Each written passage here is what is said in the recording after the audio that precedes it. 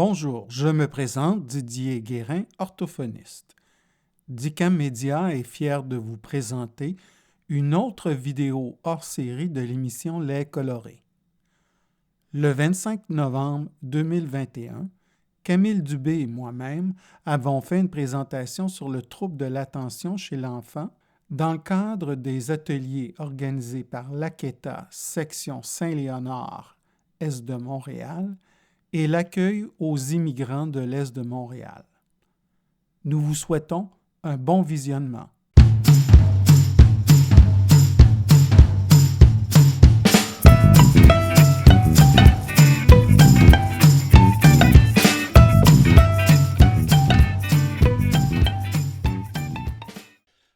Bonjour tout le monde et bienvenue à cette présentation sur le trouble du déficit de l'attention avec ou sans hyperactivité.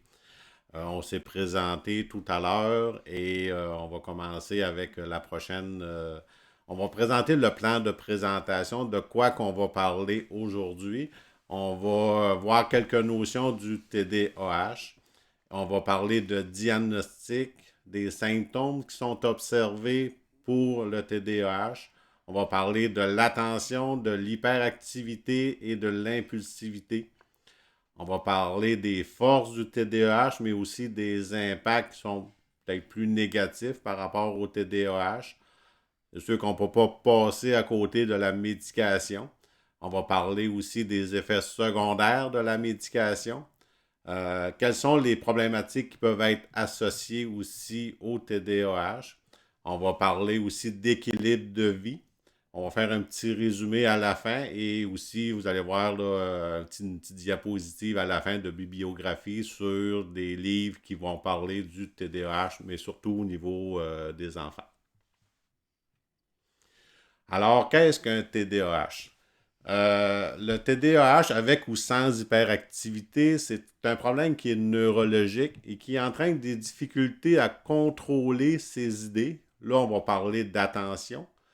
Des difficultés au niveau des mouvements. On va parler d'hyperactivité. Et au niveau du comportement, là, on va parler d'impulsivité.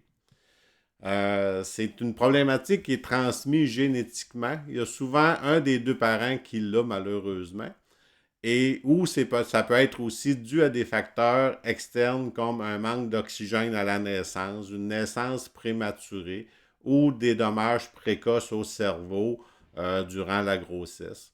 C'est une problématique qui se manifeste à l'enfance, mais qui perdure à l'âge adulte. Ça veut dire que la médication va venir atténuer un peu les symptômes, mais au niveau adulte, ça va se poursuivre.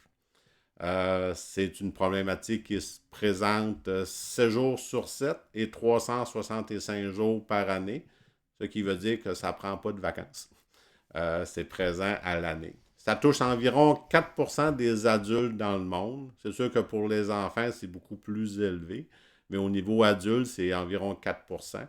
Et selon l'Institut universitaire Douglas en santé mentale, les hommes ou les garçons ont plus de chances d'être atteints de cette problématique-là comparativement aux filles, ou est-ce que ça va être plus sous-jacent, vu que les filles vont performer plus à l'école et souvent, il n'y aura pas d'hyperactivité, ça va être plus un trouble de déficit de l'attention.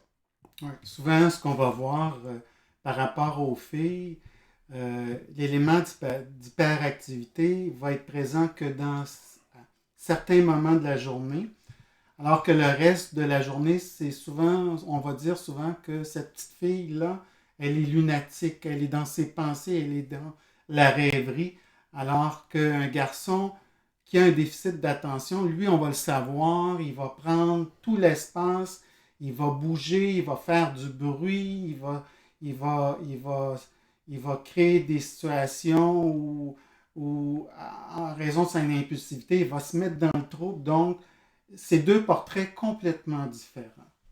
Puis quand il n'y a pas d'hyperactivité, c'est là qui est plus difficile. On va dire souvent, ah ben l'enfant, il est lunatique ou il est distrait souvent, mais quand il n'y a pas d'hyperactivité, c'est plus difficile des fois à diagnostiquer. Puis des fois, les enfants, ben, ils ont une capacité d'apprentissage beaucoup plus grande et ça passe inaperçu dans ce temps-là parce qu'il est capable de suivre qu'est-ce qui se passe à l'école. Au niveau du diagnostic, ben, il y a plusieurs facteurs que je vous dirais qui aident à déterminer c'est quoi un diagnostic de TDAH.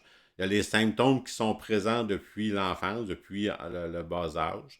Euh, c'est persistant aussi, ces symptômes-là sont persistants au niveau de l'enfance, mais aussi au niveau adolescence et au niveau adulte. L'attention dans plusieurs sphères de la vie au niveau social, le travail, l'école, la maison, les amis ou dans les couples au niveau adulte, on voit que c'est beaucoup présent. On voit aussi que l'hygiène de vie est déficiente. Puis quand on parle de ça, ben, on va parler de l'alimentation. Ils ont de la difficulté à manger leurs 3 repas par jour parce qu'ils sont toujours en mouvement. Le sommeil est souvent aussi perturbé. Ça va être des personnes qui dormiront pas beaucoup. Au niveau des activités, ben, ils vont avoir de la misère à avoir une attention soutenue au niveau des activités. Ça va être, ils vont passer du coq à l'âne, là, souvent, là, ils finiront jamais une tâche. Et il va y avoir une problématique au niveau de la santé en général, étant donné qu'ils peuvent se blesser parce qu'ils bougent tellement. Le poids peut être plus petit parce qu'ils vont moins manger. Et c'est là que ça prend un bon suivi avec le médecin. Mais pour avoir un bon diagnostic, je vous dirais que c'est le psychologue ou encore mieux un neuropsychologue qui peut déterminer avec des tests pour établir un diagnostic de TDAH, mais avec le neuropsychologue, le petit plus qu'on a, c'est que lui, il est capable de déterminer un peu les zones de force et de faiblesse chez l'enfant. Et ça, ben, ça nous guide vers une meilleure intervention pour savoir où intervenir, dans quelle sphère qu'on peut intervenir le plus, parce que c'est là que le problème se présente un petit peu plus. Puis, je voudrais juste faire une petite note puis aussi souligner quelque chose qui va être important ou qu'on va reparler un petit peu plus tard, là. C'est que par rapport aux habitudes de vie comme l'alimentation, le sommeil, souvent, quand quand on est rendu à prescrire une médication pour certains enfants, on va souligner la présence d'effets secondaires comme troubles du sommeil, troubles de l'alimentation. Ce qu'on oublie souvent, c'est que ces difficultés étaient déjà présentes dans le passé. Dans le sens que, au niveau de l'alimentation, l'enfant avait de la difficulté à rester assis lors des repas, mangeait une fesse sur la chaise, une fesse devant la télévision, euh, avait souvent des difficultés avec certains aliments, son hypersensibilité, parce qu'on va en reparler tantôt, là, c'est un élément qui est présent chez les enfants qui ont un trouble de l'attention, faisait en sorte que certains goûts, certaines textures l'amenaient à avoir des nausées. La même chose au niveau du sommeil, d'arriver, d'être capable d'être dans un état où l'enfant était disponible au sommeil parce que tout tourne encore très vite dans sa tête, ben c'est des choses qui étaient déjà présentes avant même souvent le début d'une médication. Donc, je voulais juste le souligner parce que c'est important à savoir ça. Comme qu'on disait au niveau des symptômes observés, oui, on va regarder beaucoup, on va observer beaucoup les troubles attentionnels. L'enfant ne sera pas attentif à qu'est-ce qu'on lui dit ou à qu'est-ce qu'on veut qu'il regarde ou tu sais, on va lui dire quelque chose et il est déjà rendu ailleurs dans sa tête. Il va dire, on commence une phrase et pour lui, il va vouloir la finir. Ça bouge beaucoup dans sa tête. Des fois, moi, je prends l'image que, tu sais, un enfant, c'est comme s'il y aurait deux, trois hamsters dans sa tête puis que ça tourne.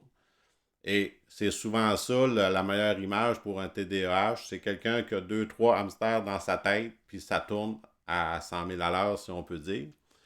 Il y a une grande agitation motrice qu'on perçoit quand on dit que les enfants bougent puis ils courent sur les murs.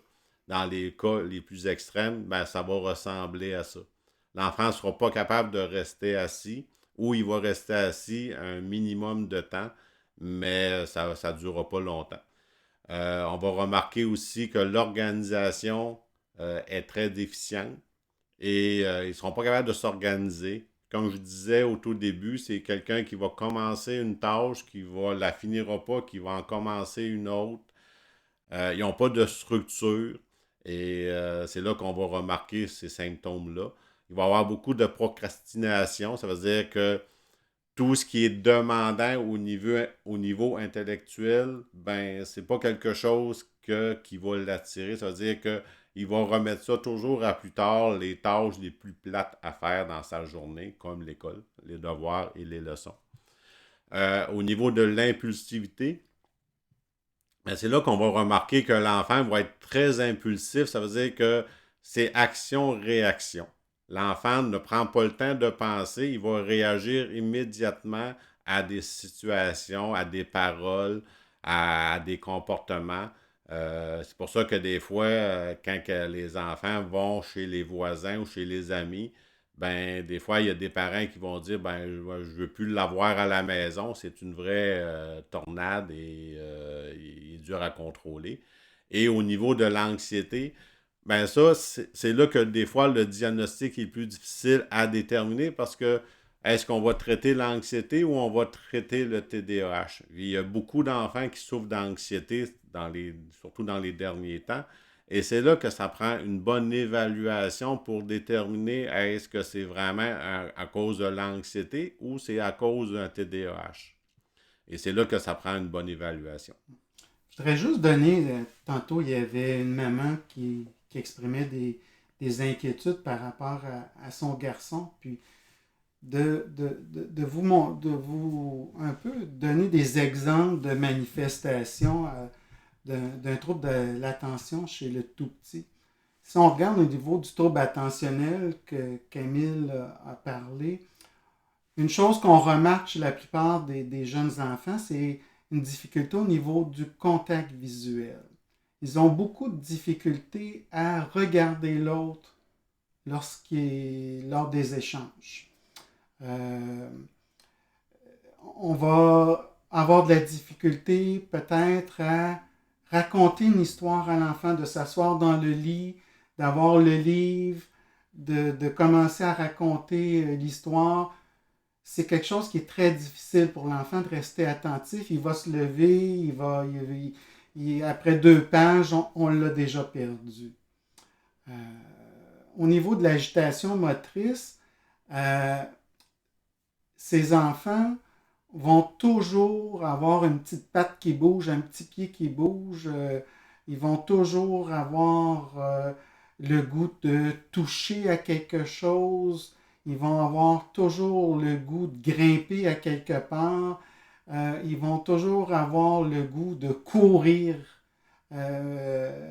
C'est des enfants qui ont toujours le besoin d'être en mouvement. Puis on va expliquer un peu plus tard pourquoi. Au niveau de l'organisation, souvent les enfants, les tout petits qui ont des difficultés d'attention, vous allez voir qu'un peu comme le disait Camille, ils commencent un jeu, ils passent tout de suite à un autre jeu, et après avoir joué avec les petites voitures, par exemple, hop, on commence le casse-tête, je finis pas mon casse-tête, je vais commencer à jouer au Lego. Alors tu arrives dans la salle de jeu, puis ils ont sorti 5-6 jeux, mais ils n'ont jamais réussi à terminer une activité. C'est un peu comme ça qu'on va voir au niveau de l'organisation. Là, c'est de la difficulté à finir quelque chose qui commence. Ça va être une chambre en bordel. Ça va être des enfants au niveau de l'habillage. Ben, les boutons vont être mal alignés. Ils n'ont pas choisi les bonnes chaussettes qu'il y avait avec le bon pantalon. Les lacets sont toujours défaits. Le manteau n'est jamais fermé. On voit qu'au niveau de l'organisation, il va y avoir des choses qui vont être déficitaires. Au niveau de la procrastination, ben, souvent, on est obligé de répéter 100 fois pour qu'ils viennent se brosser les dents. Hein? Ils ont toujours quelque chose de plus important, qui est moins demandant à faire, qui qui est plus en lien avec leur impulsivité. Ah, j'ai le goût de faire ça. Ah, j'ai le goût de faire ça. J'ai pas le goût de me brosser les dents. J'ai le goût de faire ça. Donc, c'est toujours, on reporte les tâches un peu plus exigeantes. Au niveau de l'impulsivité, ben, c'est des enfants avec qui on a peur de sortir, d'aller au parc, d'aller faire des courses. C'est les enfants qui vont courir dans les stationnements. C'est les enfants qu'on va perdre dans les allées des grands magasins. C'est les enfants qui vont grimper sur une table en plein restaurant, euh, qui vont grimper tout au haut d'une structure au parc, puis qui vont se mettre en danger. Il y a ce côté impulsif qui va faire en sorte qu'ils vont se mettre toujours dans des situations fâcheuses. Et l'anxiété, ben, c'est souvent relié à leur hypersensibilité. C'est des enfants qui sont souvent hypersensibles, quand même conscients, ben pas toujours, mais quand même, je dirais plus hypersensibles. Donc, c'est des enfants qui sont facilement affectés par l'humeur des gens ou par ce qui se passe autour d'eux. Ils voient qu'ils ne sont pas corrects, mais c'est plus fort qu'eux autres. Et ça les rend des fois plus fragiles à ce niveau-là. Là. Puis c'est sûr que les enfants aussi voient qu'ils sont continuellement réprimandés ou repris par l'adulte parce que l'adulte finit par perdre patience aussi. Ce qui amène cette anxiété, l'élément où j'arrive pas à faire plaisir à l'autre. On va parler un peu de l'attention. Qu'est-ce que l'attention? Il y a trois sortes d'attention généralement. Il y a l'attention sélective, c'est écouter sans se laisser distraire par son environnement. C'est souvent là que le bas blesse, si on peut dire, au niveau des enfants. C'est qu'ils sont pas capables d'écouter sans se... Tu sais, ils vont entendre un bruit, ils vont tout de suite se tourner la tête, ils entendent quelque chose et juste ça fait en sorte que leur attention est détournée et ils n'écoutent plus. Oui, en fait, l'attention sélective, c'est être capable, excuse-moi Camille, Ouais. c'est d'être capable de faire le focus sur une tâche. D'écouter le professeur, ben exemple, ben s'ils sont à côté de la fenêtre en classe, ben puis qu'il y a un auto qui passe, la tête va tout de suite se tourner vers la fenêtre parce que il y a un auto qui passe. Des fois, ça va être juste une mouche qui va passer, qui va être dans la classe, et ça va attirer leur attention. L'attention soutenue, c'est être la capacité de faire une tâche sur une longue période. Et ça aussi, c'est difficile pour un enfant qui a un TDAH parce que ça lui demande beaucoup d'énergie de rester concentré à faire une tâche parce qu'il est trop distrait par tout son environnement, par tout ce qui peut arriver. Et étant donné que il regarde partout aussi en même temps, il est à l'affût du moindre bruit. Ça veut dire que d'avoir une attention soutenue, ça reste difficile. Puis je dirais, imaginez-vous, c'est comme être continuellement en état d'alerte. Hein? Disons qu'on est dans une situation de crise ou d'urgence, puis on doit toujours être en état d'hypervigilance. Ben, c'est ça avoir un trouble de l'attention. C'est qu'on est toujours à l'écoute de ce qui se passe autour de nous. On est toujours sensible à ce qui se passe autour de nous. Donc, ça demande un effort de faire le focus. Et justement, un effort continu, une attention soutenue, mais c'est épuisant pour l'enfant qui a un trouble de l'attention. Et c'est pas rare de revoir l'enfant revenir de la garderie ou de revenir de l'école, puis de dire, écoutez, parlez-moi pas, je m'en vais dans ma chambre, j'ai besoin de ce moment de shutdown, ce moment de tranquillité, ce moment où tout s'arrête autour de moi, où je suis dans le silence, parce que j'ai tout donné dans ma journée. J'ai écouté mon éducatrice de garderie. J'ai essayé autant que possible de respecter toutes les règles de fonctionnement de groupe. J'ai écouté en classe, mais là, je suis vidé. Et souvent pour les parents aussi, l'attention soutenue, quand que Didier parlait d'hypervigilance, ben quand on est parent et qu'on a un enfant avec un TDAH, il faut avoir cette hypervigilance-là parce que on ne sait pas qu'est-ce qu'il va faire. Comme Didier disait tantôt, il peut monter dans une structure de jeu et il va se lancer du haut de la structure en bas sans penser au danger. Ça veut dire que si le parent n'est pas hyper vigilant, ben l'enfant peut être à risque de blessure grave parce que pour lui, OK, je suis en haut, il faut que je descende en bas, le chemin le plus court, c'est de sauter. L'attention divisée, je vous dirais que ça, c'est la capacité de faire deux choses en même temps. Souvent, on va dire pour les hommes, c'est plus difficile. Mais pour les enfants, c'est quelque chose qui est difficile parce que ils vont faire plusieurs tâches, mais pas en même temps. Ils ne seront pas capables de garder leur attention sur une tâche. Ils vont tout de suite passer à l'autre tâche et ainsi de suite pour se garder un peu en alerte parce que pour eux autres, d'être toujours avoir une attention sélective et soutenue, c'est leur plus grande difficulté. Si on poursuit au niveau de l'attention, ben l'attention, à quoi ça sert? Ça sert à filtrer l'information qui sont reçues par nos sens, autant visuel, auditif, sensitif, parce que, comme Didier disait, au niveau sensibilité, des fois, ils vont se cogner, mais ils ne le sentiront pas non plus. C'est-à-dire que leur sens, c'est soit super développé ou hyper développé parce qu'ils ne ressentent pas toujours les mêmes sensations que nous autres.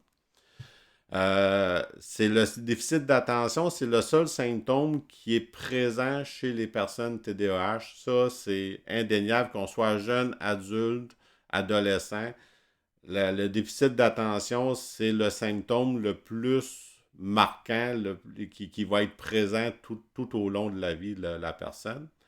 Et au niveau de l'attention, ben, ça a aussi des implications sur le comportement, les pensées et les émotions parce que la personne n'est pas attentive à ce qu'on lui dit, à ce qu'il ressent, à ce qu'il va voir. Il est trop stimulé intellectuellement et ça fait en sorte que ça va avoir des implications sur toutes les sphères de sa vie par la suite. Si on parle d'impulsivité, l'impulsivité, c'est un mode de fonctionnement à action-réaction. Pour quelqu'un qui a un TDAH, c'est comme un feu de circulation, c'est vert ou c'est rouge, il n'y a pas de lumière jaune. Ça veut dire que quelqu'un me dit quelque chose, je vais réagir immédiatement sans penser aux conséquences de qu'est-ce que je vais lui dire ou qu'est-ce que je vais faire. Quand je vous disais que l'enfant va monter en haut d'une structure, il ne pensera pas au danger qu'il peut avoir de se lancer du haut de la structure. Il va juste dire, ben, c'est ça le chemin le plus court, puis je vais me lancer. Je vois ma mère au loin dans le stationnement. Je vais traverser les autos sans regarder à gauche et à droite pour traverser les allées, parce que je vois ma mère, je veux aller la voir, puis il va courir dans ce sens-là. L'impulsivité, comme je vous dis, ça se manifeste de plusieurs façons. Ça va être souvent, quand on est jeune, de pousser les autres, de crier, de taper ses amis, son frère, sa soeur, de partir à courir dans un stationnement, comme je disais, de traverser la rue sans regarder. Ça arrive souvent. De partir sans demander la permission. Dans les magasins, là, souvent, moi, j'ai une collègue qui a un enfant de 4 ans, et aussitôt qu'elle lui lâche la main, l'enfant, il est parti, puis là, elle doit le chercher.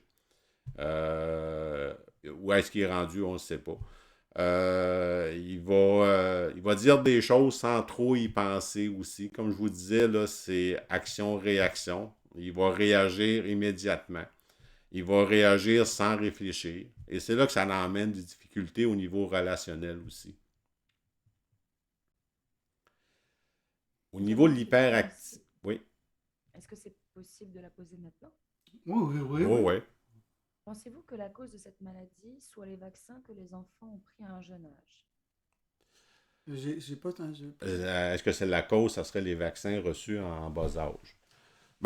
C'est un problème qui est neurologique et je vous dirais que c'est au niveau du développement du cerveau où est-ce que cette partie du cerveau-là n'a pas été développée ou assez stimulée. Et c'est là que plus tard, on va parler de médication, mais on va parler de psychostimulants pour venir stimuler cette partie-là du cerveau qui n'est pas assez demandée à actionner.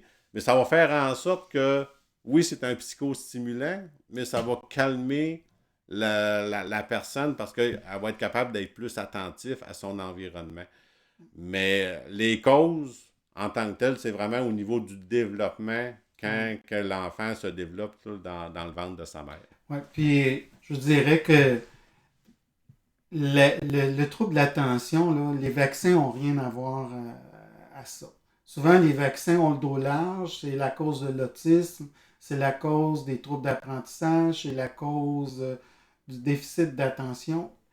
Aucune étude à ce jour a pu démontrer un lien entre la vaccination des enfants et les troubles de l'attention. Puis je vous dirais que ce qu'on voit, puis dans ma pratique clinique, ce que j'ai vu, puis moi personnellement, dans mon quotidien, la principale cause, elle est génétique. C'est-à-dire que c'est une transmission de parents à enfants. Donc, on a des familles où tout le monde sont blonds. On a une famille où on souffre tous de cholestérol, de père en fils, de mère en fille, etc. Mais c'est la même chose. Le trouble de l'attention, c'est principalement génétique. Et quand c'est pas génétique, ben, comme le mentionnait plus tôt Camille dans la présentation, c'est un facteur extérieur comme une grossesse difficile, un accouchement difficile qui a amené des micro-lésions au niveau du cerveau. Mais principalement, je veux que vous reteniez que c'est d'ordre génétique comme principale cause du problème de trouble de l'attention. C'est souvent un des deux parents qui a ce gène-là. Comme qu'on disait dans le temps, c'était peu connu et ça passait inaperçu.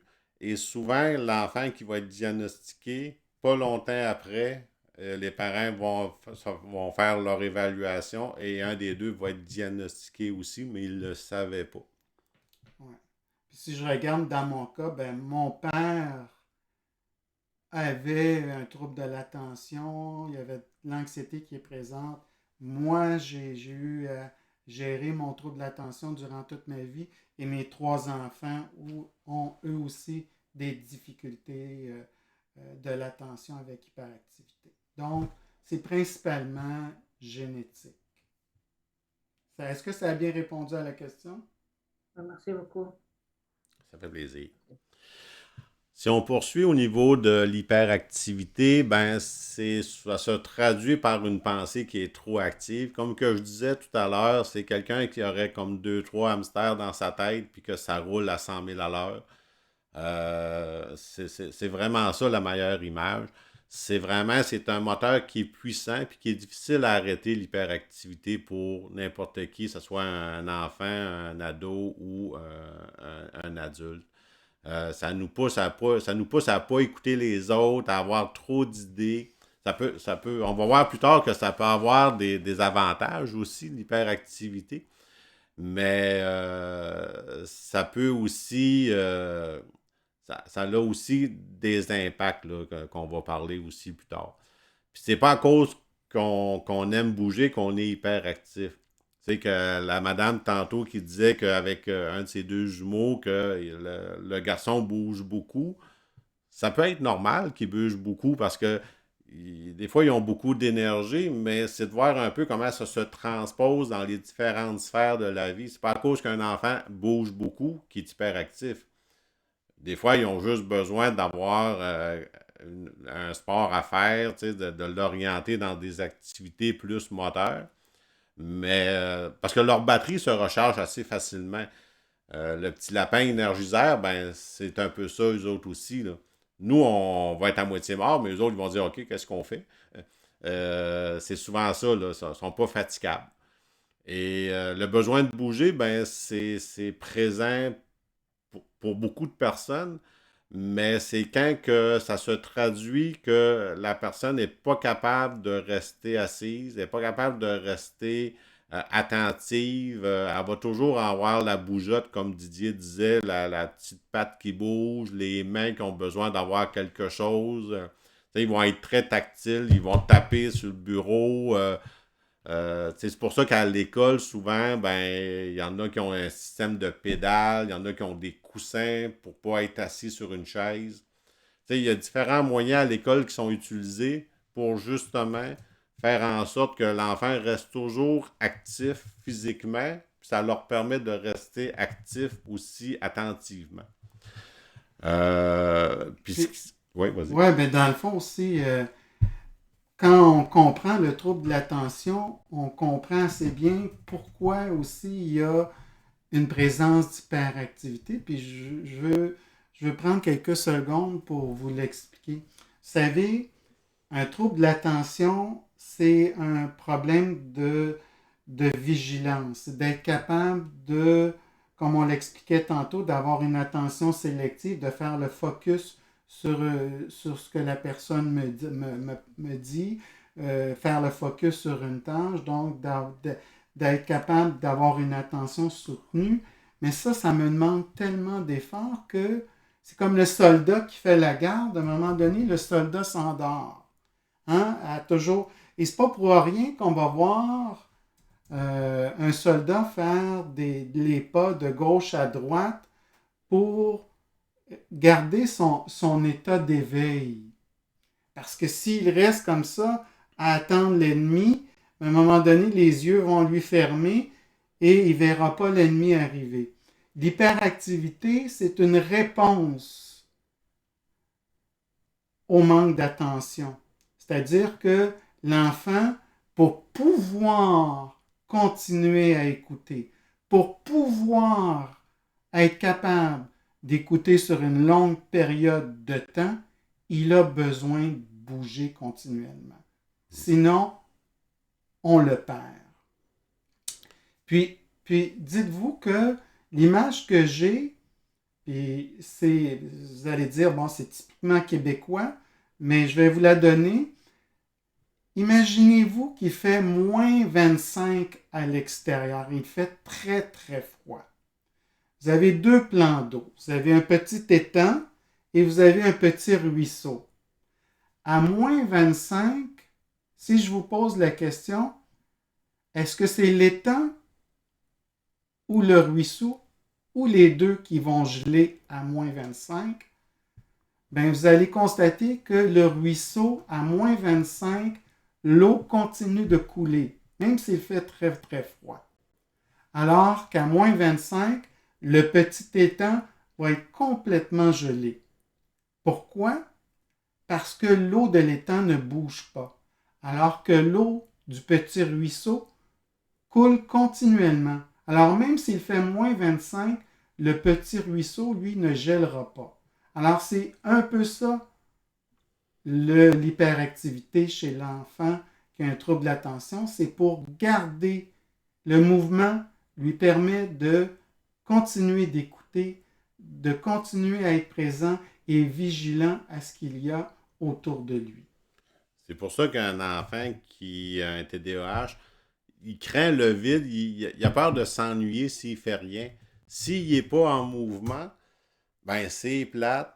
Qu'est-ce que je vais faire? C'est plus fort que lui. C'est comme un moteur qui le pousse en arrière pour dire, ben là, il faut que tu fasses quelque chose. Fais n'importe quoi, mais bouge. Je ne suis pas capable de garder cette situation-là. C'est un peu ça comment le cerveau lui donne des infos. C'est faut que tu bouges. Tantôt, on parlait des forces du TDAH. Je vous dirais que pour un jeune, des fois, on va voir beaucoup plus le côté négatif, mais c'est des jeunes qui ont beaucoup de créativité et qu'il faut développer ça par la suite. On a passé on a-tu passé l'impulsivité? Ouais, on l'a fait. Non, on l'a fait. On l'a fait, OK. Excusez-nous. C'est ça, la créativité, on va le voir beaucoup. C'est des enfants qui vont beaucoup dessiner sur plusieurs périodes, là. Et qui vont avoir beaucoup d'idées de jeux, c'est juste qu'ils finissent pas. Au niveau de la spontanéité, on voit que c'est des enfants qui sont très quand je vous disais tout à l'heure que c'est une lumière rouge puis une lumière verte, ben, qui sont très spontanés dans ça. Des fois, ça peut créer des problèmes, mais je vous dirais que si on développe ça au fur et à mesure en vieillissant, ben, ça peut être une force chez un TDAH. C'est des personnes qui sont très enthousiastes. C'est rare qu'on les voit démotivés, amorphes. Tu sais, c'est des enfants qui sont toujours prêts à essayer des choses. Et ça aussi, quand on développe ça à l'âge adolescence ou adulte, ça peut devenir une grande force. Ce sont des enfants qui sont très débrouillards justement parce qu'ils ont peur du vide, ils ont peur de ne rien faire. Ça veut dire qu'ils vont s'inventer des choses, qu'ils vont être capables de bricoler des choses quand ils sont vraiment intéressés. Et ils peuvent nous étonner dans qu'est-ce qu'ils peuvent créer et fabriquer parfois, là. Souvent, on va voir ces gens-là, quand ces enfants-là, lorsqu'ils deviennent adultes, ça devient des comédiens, des gens de théâtre, des humoristes, des gens, je pense entre autres au fondateur du Cirque du Soleil qui avait un trouble de l'attention. Ça, c'est des gens qui sont hyper créatifs, sont dans la spontanéité. C'est des enfants qui prennent facilement la parole en groupe, qui nous font rire, qui ont une belle énergie, qui sont un moteur de changement autour de eux. C'est des enfants qui attirent les autres enfants parce qu'ils ont un enthousiasme, ils ont une énergie, ils ont une débrouillardise qui inspire les autres autour d'eux. Donc, c'est pas tout noir, tout blanc avoir un trouble de l'attention. Il s'agit juste de bien canaliser cette énergie-là. D'autres fois, c'est des personnes aussi qui sont très curieux, qui vont vouloir apprendre des choses, qui vont aller au fond de qu'est-ce qu'ils veulent faire, qu'est-ce qu'ils veulent pratiquer. En vieillissant, là, c'est souvent des entrepreneurs autonomes qui vont s'investir aussi, puis qui vont essayer de développer des choses. Et ça emmène beaucoup d'ingéniosité aussi de leur part parce que, comme je disais tout à l'heure, ils ont peur du vide, ils ont peur de rien faire, ben ils vont s'inventer des scénarios.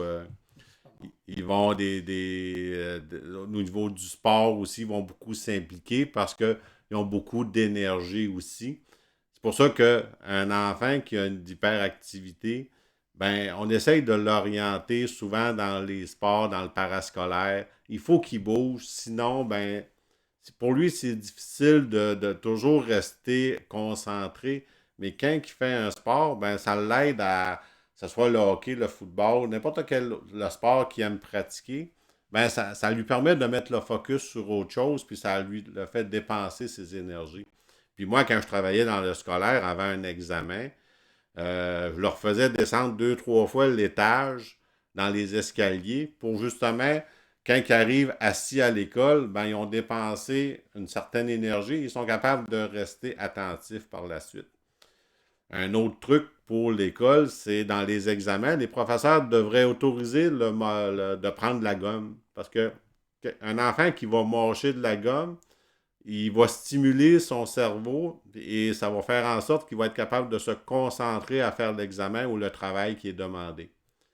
Et c'est des enfants qui sont très enjoués parce qu'ils ont une énergie débordante puis ils sont toujours positifs et à vouloir essayer à faire des choses et à embarquer dans des choses aussi. C'est souvent des leaders. C'est des gens comment je dirais, en québécois, on va dire, qui fitent nulle part, là, qui ont de la difficulté à trouver leur place dans la société. Ça fait qu'ils n'ont pas le choix d'être c'est les originaux. Vous savez, les gens qui sont qui créent leurs propres entreprises parce qu'ils ne fonctionnent pas dans un cadre normal de travail, mais c'est des gens qui vont innover, c'est des gens qui vont travailler des journées de 15-16 heures parce qu'ils ont cette énergie-là, ils ont cette passion. Donc, c'est quand même des gens qui contribuent de très belle façon à la société. Il y a des avantages, mais il y a aussi des désavantages. Les désavantages vont être beaucoup plus présents si on ne fait rien, s'il n'y a pas de structure, s'il n'y a pas de médication, s'il n'y a pas un cadre qui est rattaché à ça. Ça, on va le voir au niveau familial. C'est là qu'on voit beaucoup d'impact au niveau routine, au niveau sortie familiale, comme qu'on disait. Dans la famille, ça prend un cadre, ça prend une structure, ça prend des règles. Puis l'enfant, il va jouer contre ça un peu, mais il en a de besoin. Qu'il y ait un TDAH ou pas, là, dans la famille, ça prend une structure, ça prend un cadre, ça prend des règles pour n'importe quel enfant. S'il n'y en a pas, ben, les autres, ils perdent leur point de repère, puis c'est là que ça devient difficile. Puis je vous dirais qu'au niveau, hein, en tout cas, un des principaux impacts au niveau familial, c'est que souvent on va voir que c'est des parents qui sont à bout de souffle. Parce que c'est des enfants qui demandent toujours qu'on les surveille. C'est des enfants qui dérangent, qui se mettent dans le trouble, qui partent la chamaille, qui sont toujours à l'origine de la chamaille, des disputes avec les frères et sœurs. C'est des enfants qui n'arrivent pas à s'endormir le soir, qui se lèvent 10 fois pendant la nuit. Euh, c'est des enfants, ça prend plus de temps les repas. C'est des enfants qui demandent beaucoup d'énergie aux parents. Au niveau scolaire, ben ça, on entend souvent parler que il écoute pas en classe, il prend du retard, ça fonctionne pas, il est souvent en punition. Ben, c'est souvent ça qui arrive quand il n'y a pas de diagnostic, mais quand il n'y a pas aussi de médication. Puis souvent, en classe, c'est le clown de la classe. Mm. C'est celui qui va essayer de faire rire les autres parce que il a besoin d'être en mouvement, il est impulsif, il n'est pas capable de rester assis puis tout simplement d'écouter. Donc, il a besoin de faire rire les gens autour de lui.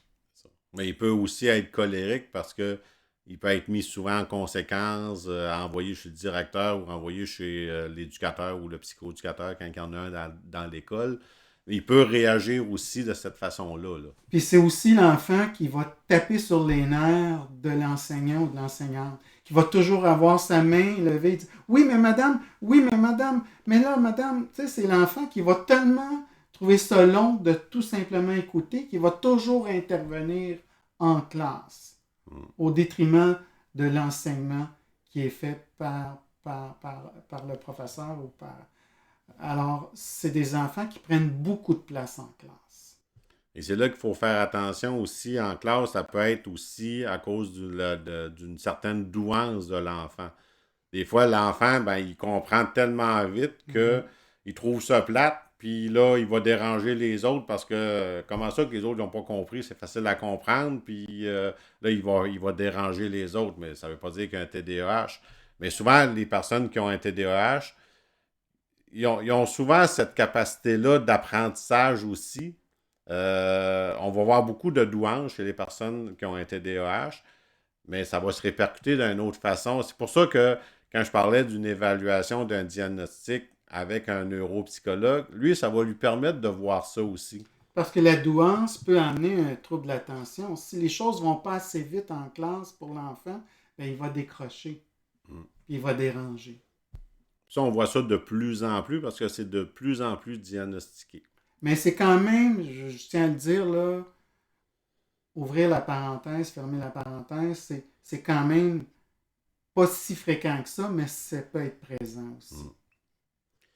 Au niveau interpersonnel, ben souvent, ben au niveau des amis, ça peut être plus difficile parce que ça va faire en sorte que les amis, ben, ils vont avoir de la misère à suivre, puis ou les parents des amis vont dire c'est l'enfer quand il vient à la maison, il a besoin de trop de surveillance.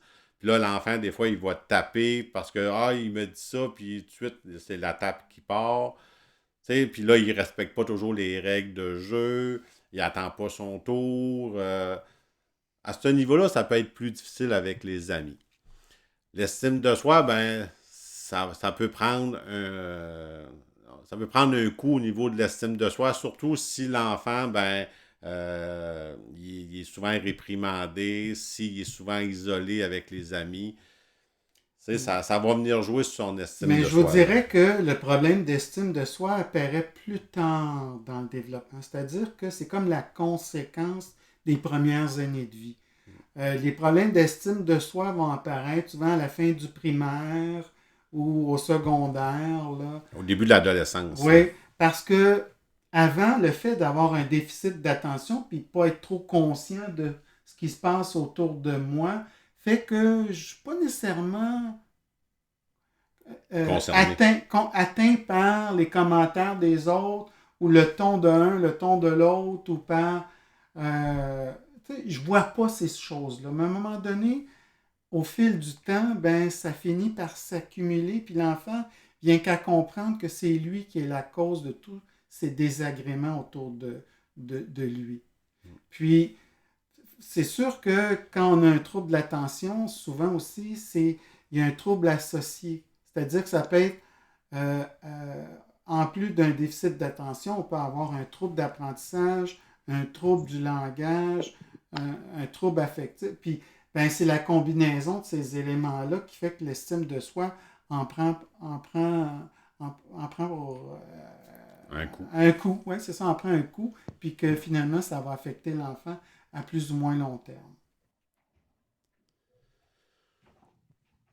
D'autres impacts.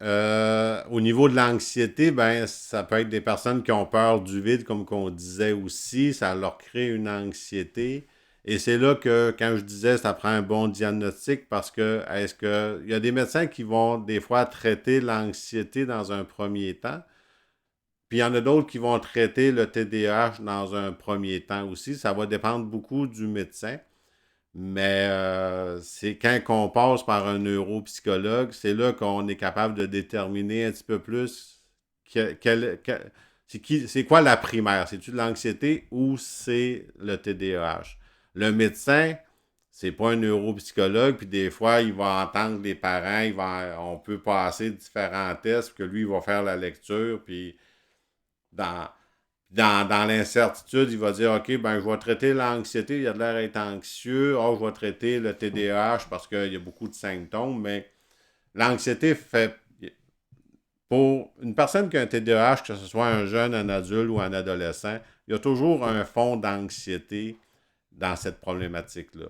Mais c'est quoi la proportion? C'est ça qu'il faut essayer de déterminer par la Puis suite. l'anxiété, pour moi, elle, elle vient de deux choses. D'une part, ça peut être l'hypersensibilité, hein, comme on le mentionnait tantôt en début de présentation. Souvent, l'enfant qui a un trouble de l'attention va être à la fois hyposensible, donc il sentira, il y a plein de choses qu'il ne sentira pas. Il va se cogner, il va se brûler. On dirait qu'il ne se fait jamais mal. Euh, Maman pleure à côté de lui, puis on dirait que ça ne l'affecte pas. Tu sais. Il est comme pas très à l'écoute des autres. Puis d'un autre côté, tu as les enfants qui ont un trouble de l'attention qui sont hyper sensibles. Là. Ils regardent un film de Disney, puis ça pleure, ça pleure. Tu sais, le bébé pleure dans la pièce d'à côté, puis mon Dieu, que ça semble les affecter. Ils ressentent tout de façon amplifiée. Donc, tu as les deux volets. Mais ce qui est clair, c'est que l'anxiété aussi, plus tard dans le développement, à l'adolescence, à l'âge adulte, vient du fait que est directement relié aux échecs associés aux troubles de l'attention, aux échecs sociaux, aux échecs scolaires, aux échecs familiaux. Donc, ça amène toujours une peur de ne pas réussir quelque chose, d'être pris sur le fait, d'être puni, d'oublier quelque chose. Donc, des fois aussi, c'est plus tard dans le développement, ça devient comme la résultante du trouble de l'attention. Au niveau de l'organisation, ben, on va remarquer que l'enfant, ben, il a de la misère à être organisé dans ses activités, que ce soit à l'école ou à la maison. Ça va être très difficile pour lui de planifier quelque chose. Mettons, d'écrire un peu à l'école qu'est-ce qu'il doit faire dans son agenda. Ben, ça va être très désorganisé, il va manquer des bouts. Tu sais, ça prend beaucoup plus de vérification, mais à la maison, ce qu'on va remarquer, c'est que sa chambre va être en désordre. Il va commencer toujours quelque chose, mais il finira pas. Il, il a besoin de Ouais. beaucoup de rappels. Puis c'est un enfant qui perd tout le temps ses mitaines, qui oublie ses livres à l'école, qui a perdu ses cahiers. C'est un enfant euh, qui, au niveau de l'écriture, c'est mal propre, il efface pas ses mots, il va écrire par-dessus le mot. Hein, au niveau de l'organisation, c'est souvent assez évident. Mm. Puis je Puis, parlais au niveau vestimentaire aussi. Là. Vous savez, les enfants, là, mal boutonnés, fermeture éclair jamais fermée, le bonnet qui est mal mis sur la tête, les lacets jamais attachés, on va le voir comme ça. c'est assez facile à remarquer. Ouais. Au niveau des loisirs, ben ça aussi, ça a un impact parce que des fois, quand je travaillais à l'école puis qu'il y avait des journées pédagogiques, puis l'enfant n'avait pas pris sa médication, on le voyait tout de suite, puis on lui disait, ben là, tu pourras pas venir à l'activité parce que il faisait juste courir dans le gymnase, puis il dérangeait tout le monde. Ça veut dire que on pouvait pas l'apporter dans l'activité, puis ça avait un impact très négatif parce que souvent les parents, quand l'enfant a une médication, ils disent, ben là, il n'est pas à l'école, il est en activité, je ne lui donnerai pas de médication, mais ça a aussi cet impact-là par la suite, là. Et même pendant l'été, ben, il n'est pas à l'école, je ne lui donnerai pas de médication, mais pendant l'été, au camp de jour, ça ne fonctionnait pas. Dans les sorties, ça ne fonctionnait pas plus. Ça veut dire que, tu sais, ça peut avoir beaucoup d'impact au niveau loisir. Puis, mais ça n'empêche pas qu'il faut essayer toujours de l'orienter vers les sports pour dépenser cette énergie-là.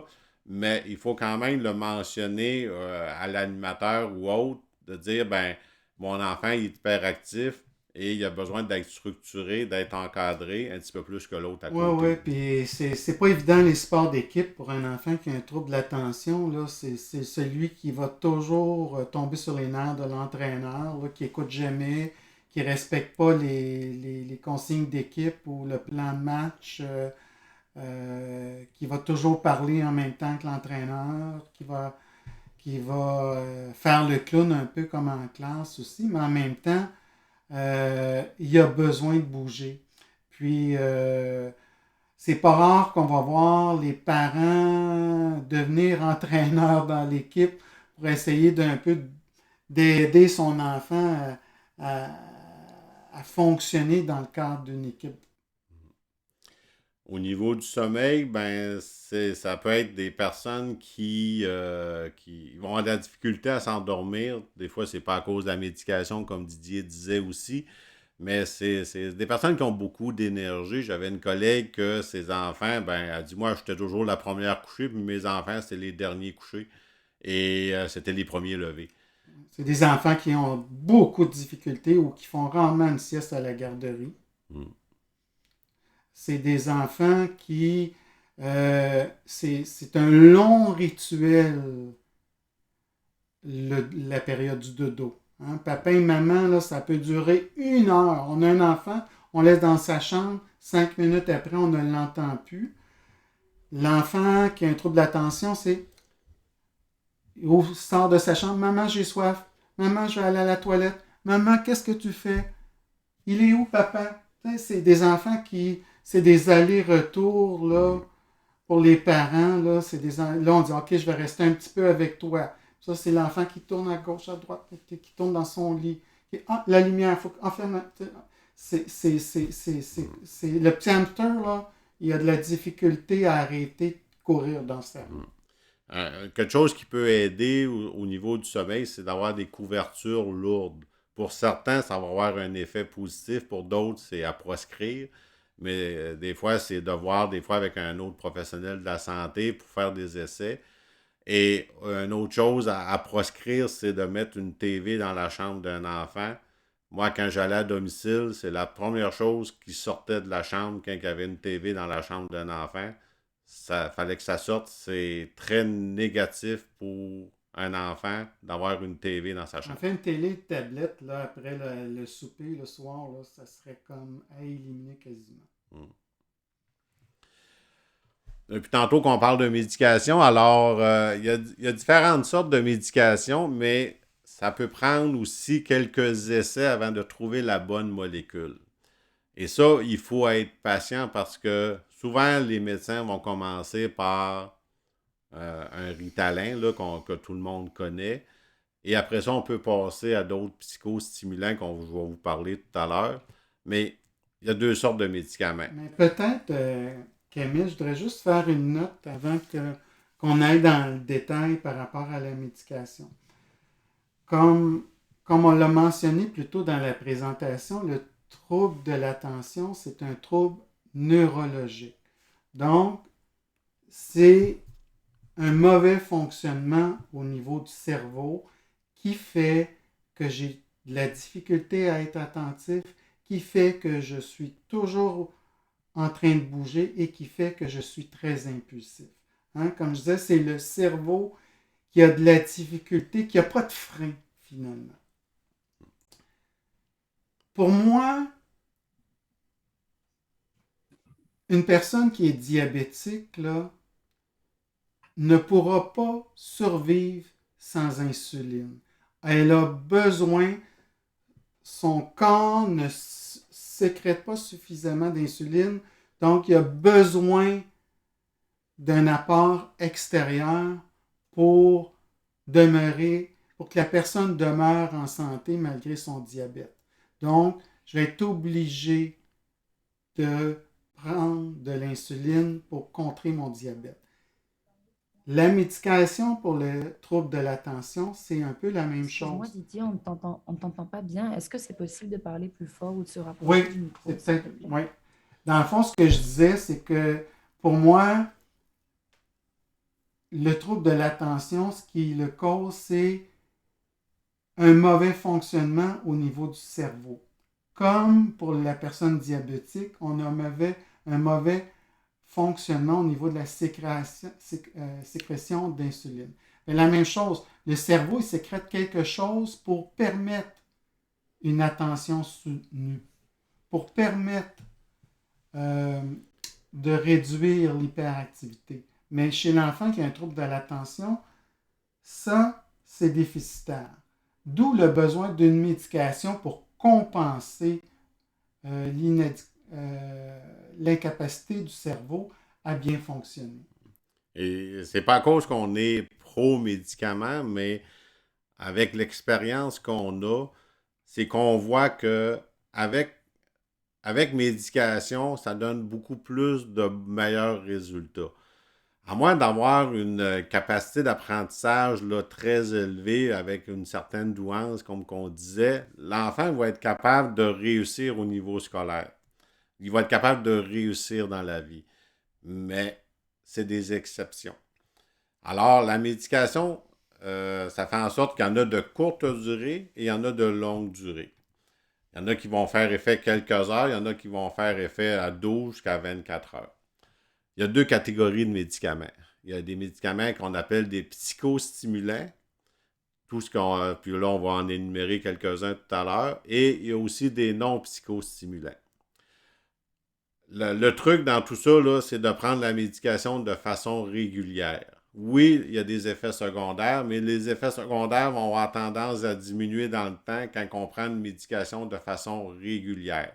C'est pareil pour tout autre médicament, mais aussi pour la médication pour le TDAH. C'est sûr que c'est pas à cause qu'on prend un médicament que ça va tout régler les problèmes, mais ça fait en sorte que ça va les atténuer, mais ça prend aussi des stratégies autour de ça pour venir un peu atténuer les symptômes que la médication ne viendra pas régler au complet.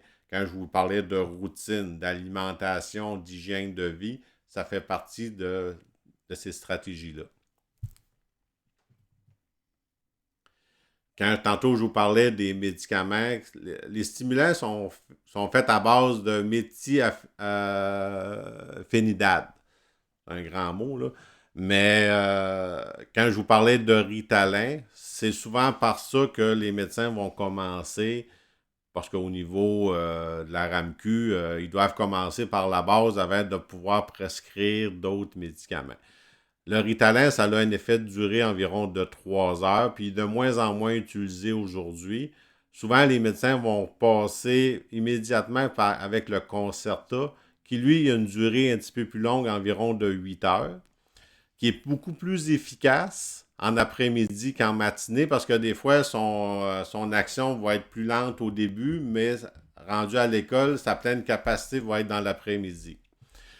Comme je vous disais, c'est un médicament qu'on prescrit régulièrement. C'est comme la version longue durée du Ritalin. Il y a le Bifantin, que lui, a une durée d'action entre 8 et 10 heures, qui est plus efficace en matinée qu'en après-midi, contrairement au Concerta.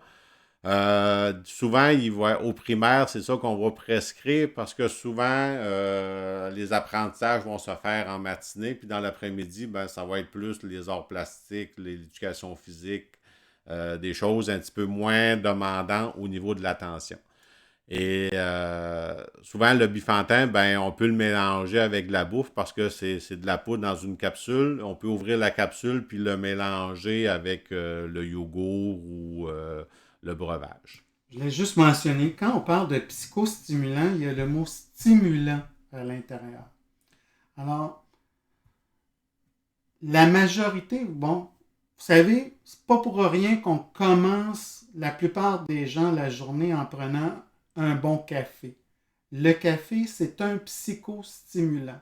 Ça a à la limite le même effet que le Ritalin ou le Concerta ou le Bifantin. C'est qu'au niveau du cerveau, ça va permettre d'augmenter justement nos capacités d'attention, déguiser notre vigilance. Alors, ça vient compenser les premières heures qui sont souvent difficiles au début de notre journée dans notre travail.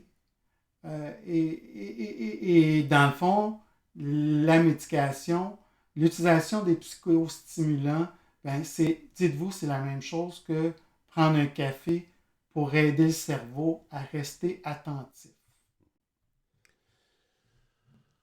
Il existe aussi d'autres médicaments qu'on entend parler. Il y a de l'Adderall et aussi le Vivance qu'on entend beaucoup parler parce que c'est un médicament qui est très populaire, qui a beaucoup d'effets secondaires, mais qui est beaucoup présent dans la journée. Ils vont faire un effet de 12 à 14 heures. Mais même parfois, quand l'enfant, il y a s'il y a un gros trouble de déficit d'attention, des fois, quand il arrive à la maison, on va lui donner une capsule de Ritalin pour pouvoir permettre de faire ses devoirs et ses leçons dans la soirée. Sinon, l'enfant, il n'est pas capable. Quand on parle d'un effet de 12 à 14 heures, je vous dirais que dans les 2 dernières heures, là, la médication ne fait plus beaucoup effet. Et tu as aussi le rebound de fatigue aussi de la médication qui fait en sorte que la personne est très fatiguée parce que oui, ça l'a aidé à rester attentif, mais ça lui a quand même demandé de l'énergie. Puis quand il arrive vers la fin de la médication, ben, il y a une certaine fatigue aussi qui s'installe. Et il peut arriver à la maison, puis il a besoin d'un break, il a besoin de faire une petite sieste. Puis ça, c'est correct, c'est normal. Dans l'autre version, il y a les effets secondaires. Les plus connus sont la perte d'appétit et les difficultés de sommeil. Mais ça, comme on disait au début, c'est déjà présent, mais des fois avec la médication, ça peut être accentué un petit peu. On peut avoir d'autres symptômes comme d'avoir la bouche sèche, des nausées, des palpitations cardiaques, une humeur variable, des absences, mais ça, c'est souvent dû à un mauvais dosage de médicaments.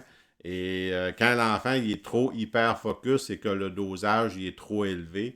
Et c'est pour ça que ça prend un bon suivi dans les premiers mois, parce que c'est là que la molécule, on va essayer de trouver la bonne. Oui, souvent on va commencer avec le Concerta, le Ritalin, mais ça va finir souvent avec le Vivance, mais ça dépend beaucoup des médecins, puis de comment que l'enfant va répondre aussi à la médication.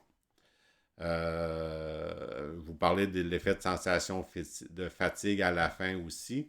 Mais le risque de l'automédication le plus élevé chez les plus vieux, mettons les adolescents et adultes, ben, ça va être la prise de drogue ou d'alcool pour traiter le non-TDAH, mais parce que souvent la médication n'a pas été prise.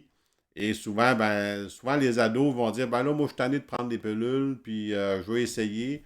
Mais là, ils vont tomber dans d'autres choses pour essayer de contrer ça. En fait, souvent ce qu'on constate, là, c'est les personnes, on regarde ça chez les adultes aujourd'hui, les personnes qui ont des problèmes d'alcoolisme ou des problèmes de consommation, souvent c'était une façon ou des problèmes de surconsommation de café ou de caféine ou surconsommation de tabac. C'est souvent une façon d'apaiser le mal associé au déficit d'attention ou associé à l'anxiété qui vient avec le déficit d'attention. Donc, des fois, c'est peut-être moins nocif d'avoir quelque chose qui est contrôlé comme médication que plus tard dans la vie de la personne, qu'on soit aux prises avec des problèmes d'alcoolisme ou de toxicomanie où la personne aura choisi de s'auto-prescrire une façon pour être mieux, pour être plus à l'aise dans sa journée et d'avoir à vivre moins d'anxiété ou d'inconfort face à son entourage. Puis on va le voir beaucoup au niveau de la prescription de médication. On va voir ça beaucoup au niveau du début du primaire. Quand l'enfant commence l'école, puis que là, on a un autre regard que l'enfant qui était à la maison ou à la garderie. À la garderie, oui, il y a des apprentissages qui se font, mais pas comme à l'école. Puis là, à l'école, oups, on a un autre portrait. On voit d'autres difficultés apparaître. Et c'est là que des fois, les consultations vont se faire rendues à la maternelle, première, deuxième année, où est-ce que là, les diagnostics vont se poser un petit peu plus. Au niveau des troubles associés, comme qu'on parlait au cours de la présentation, souvent, il peut y avoir des troubles d'apprentissage qui vont être présents quand. Des fois, ça fait partie de l'enfant, mais des fois, ça peut être induit justement quand l'enfant n'est pas médicamenté et que là, il y a de la misère à suivre les apprentissages à l'école, puis là, oups, il y a de la misère à suivre le groupe, puis là, oups, il prend du retard, puis il n'a pas fini tous les apprentissages de la première puis de la deuxième année, puis là, oups, il y a de la misère, il ne suit plus, ses notes baissent, puis là, oups, là, il est en difficulté d'apprentissage, mais parce que l'enfant, peut-être, il a été mal diagnostiqué, il a mal été médicamenté, etc. Mais ça peut avoir un effet, un trouble associé aussi à ça. On peut remarquer des troubles de langage, des troubles anxieux, des troubles de l'humeur, puis autres troubles psychiatriques. Mais ça, chez les jeunes enfants, ça va être plus dur à diagnostiquer parce que souvent les professionnels ne veulent pas mettre une étiquette sur un enfant au niveau d'une maladie mentale ou d'un autre trouble. Là. C'est vraiment le trouble de langage, on peut le voir, là, Didier va pouvoir vous en parler plus longuement, mais les troubles anxieux, la même chose, mais c'est pour ça que ça prend une bonne évaluation. Puis pas à attendre trop longtemps. C'est là que souvent les problèmes arrivent. Puis là, c'est du rattrapage qu'on fait. Puis ça devient plus difficile. Puis là, c'est plus demandant aux enfants. C'est plus demandant aux parents. Et là, c'est là qu'il faut faire attention. Je prends juste l'exemple des troubles du langage comme orthophoniste. Au centre de réadaptation où je travaillais, je vous dirais qu'il y avait pas loin de entre 30 et 40% de notre clientèle qui, en plus d'avoir un trouble du langage, avait un trouble de l'attention. Donc, c'est pas un et la cause de l'autre, c'est que les deux sont présents en même temps.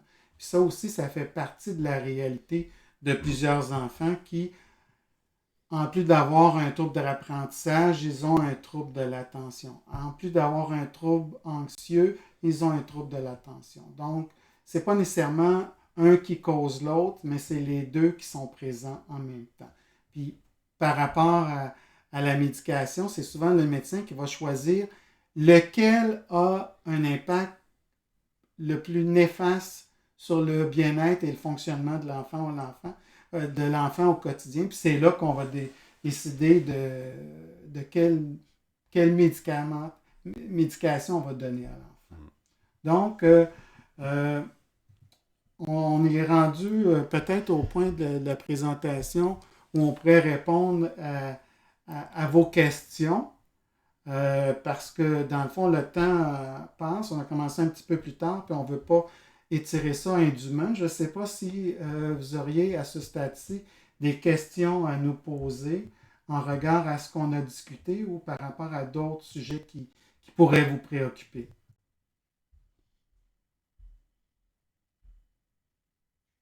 Y a-t-il quelqu'un qui a une question à nous poser?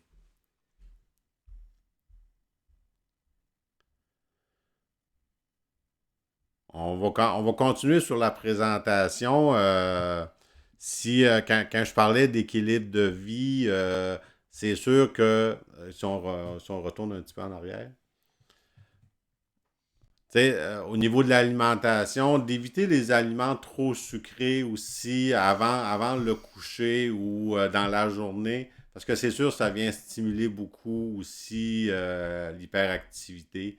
D'avoir une bonne routine de sommeil, d'essayer des choses comme que je vous disais au niveau d'une couverture lourde, là, si c'est possible, de faire beaucoup d'exercices là, avant le coucher, d'éviter les écrans, TV, tablettes, jeux vidéo, de faire beaucoup d'activités physiques, mais aussi d'avoir du temps pour soi aussi, c'est important, de ne pas toujours hey, là, t'as une activité à telle heure, t'as une autre activité là, de trop stimuler l'enfant aussi, c'est pas bon. La médication, ben, on a parlé, puis d'avoir une bonne médication bien dosée avec la bonne molécule, ça va venir changer aussi votre vie. Ça ne viendra pas tout régler, mais ça va venir régler certains problèmes. D'avoir des bonnes habitudes de vie, d'avoir une routine, OK, on mange pas mal toujours à la même heure. Le bain se fait toujours sensiblement à la même heure. C'est pas obligé d'être cadré là, à 100% à 6 heures. Ben là, à 6 heures, c'est vraiment ton bain. Là. Mais d'avoir une certaine routine. Parce que le mot que les TDAH haïssent le plus, c'est le mot routine.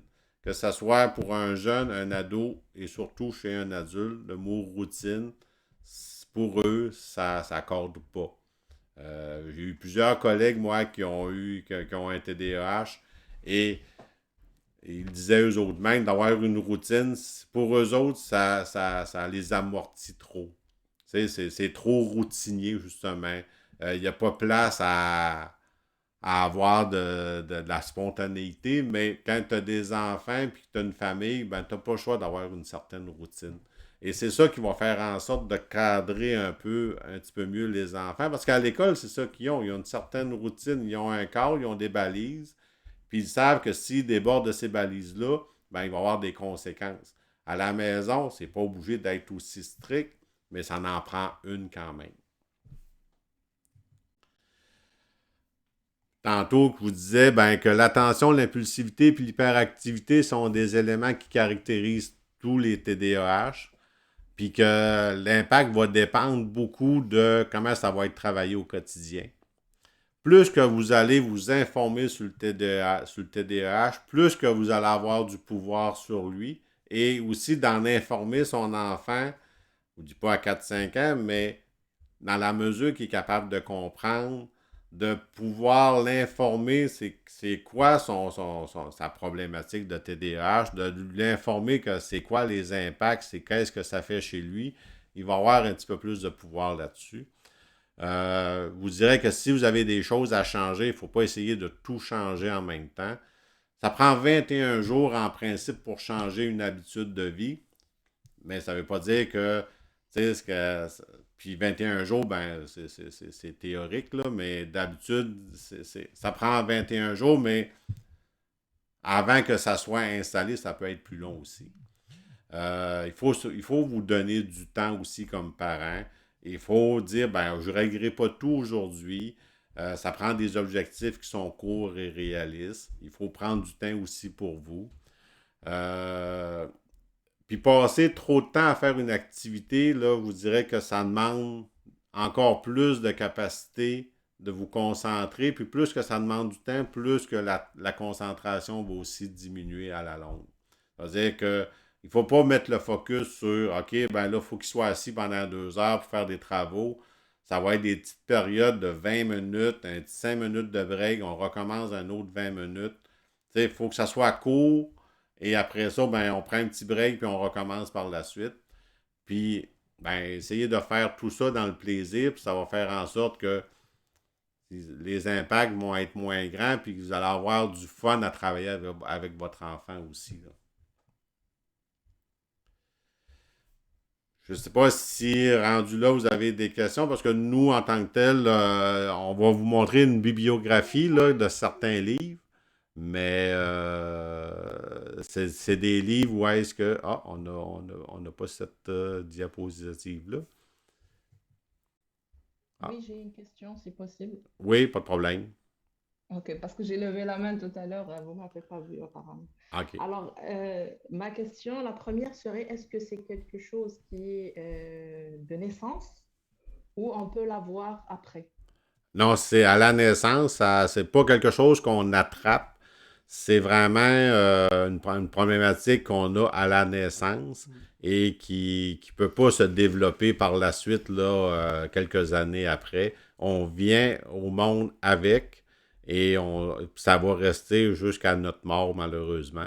Et Mais souvent, en tout cas, si je peux parler de moi, c'est pas avant l'âge de 40 ans que j'ai su que j'avais ce qui était particulier à moi, c'était que j'avais un trouble de l'attention avec hyperactivité.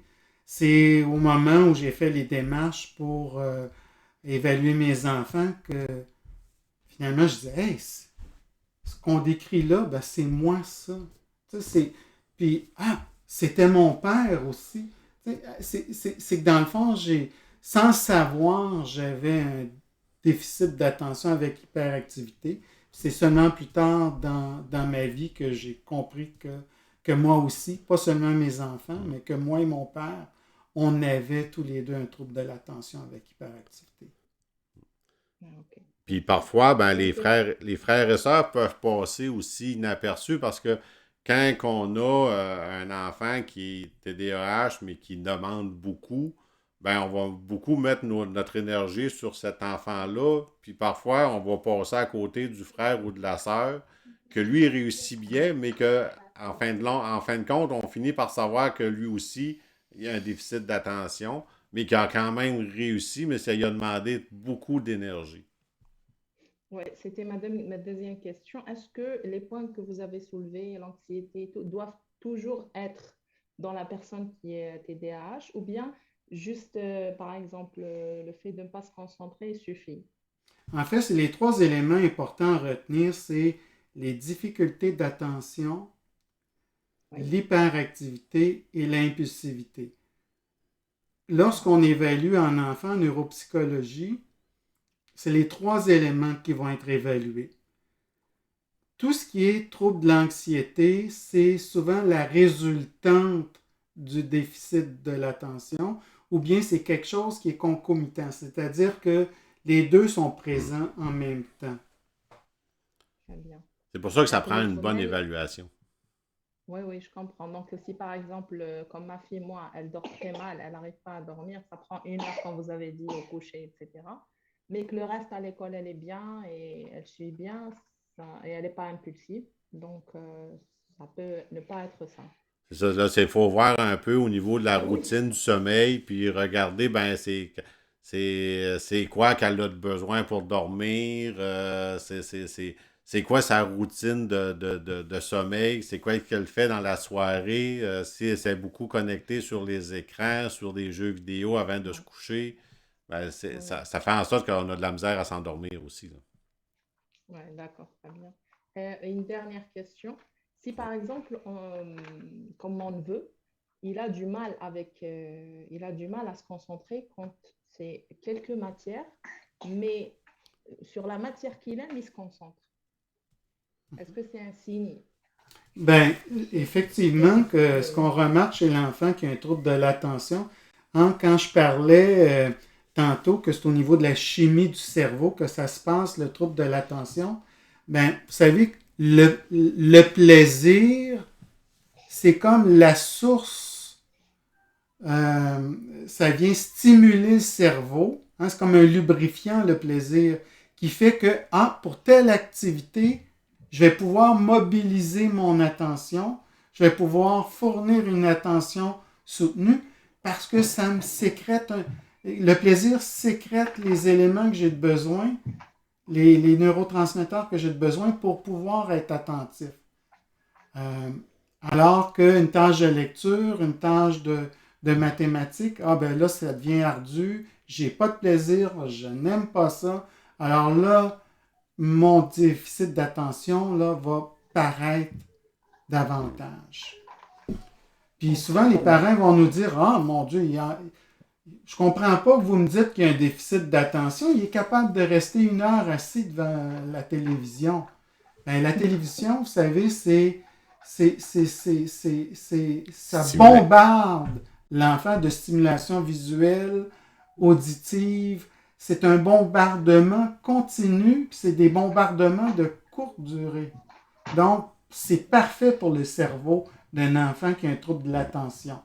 Parce que c'est toujours quelque chose qui est différent, c'est quelque chose qui est toujours rapide. Hein, les dessins animés, ça n'arrête pas, c'est comme un feu d'artifice en continu. Alors, c'est normal que l'enfant soit capable de rester assis devant une télévision, mais même écouter un film, ça peut être long pour oui. lui. Même si c'est un film pour enfants, de rester assis, d'être concentré, de ne pas parler, ça se peut que ça ne fonctionne pas. Tandis qu'un jeu vidéo, il va passer 2 heures, puis il ne bougera pas, puis il va être très attentif. Tu sais, je regarde ma fille, moi, qui, lorsqu'elle regardait la télé, là, tantôt elle était assise sur le divan, tantôt elle était assise sur le bras du divan, tantôt elle était à l'envers, les pattes vers le haut, tantôt elle était couchée à plat ventre, elle restait jamais en place devant la télé. Elle regardait la télé pendant 1 heure et demie, ses émissions, mais elle était tout le temps en train de bouger. Ouais. Ok, merci beaucoup.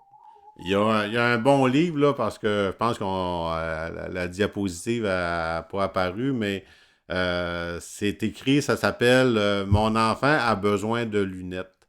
Et ça, c'est, mettons, un livre de référence pour les enfants qui ont un TDAH. C'est une psychiatre spécialisée dans le TDAH chez les enfants puis les adultes aussi. Ça s'appelle Annick Vincent, la psychiatre, mais son livre, c'est Mon cerveau a besoin de lunettes. Pour les adultes, c'est le même livre, mais le titre change, c'est Mon cerveau a encore besoin de lunettes.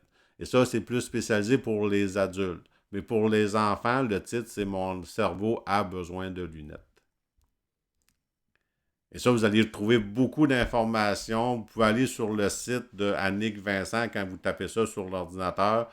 Vous allez avoir des trucs, des astuces, plein de matériel pour aider votre enfant, de la routine, etc., pour vous aider justement à mettre un certain cadre. Elle va vous parler de médication aussi dans tout ça. Mais, mettons, c'est la référence là, au niveau du TDAH chez les enfants. Est-ce qu'il y aurait d'autres questions? Ou commentaires. Soyez pas gênés. Ou remarques.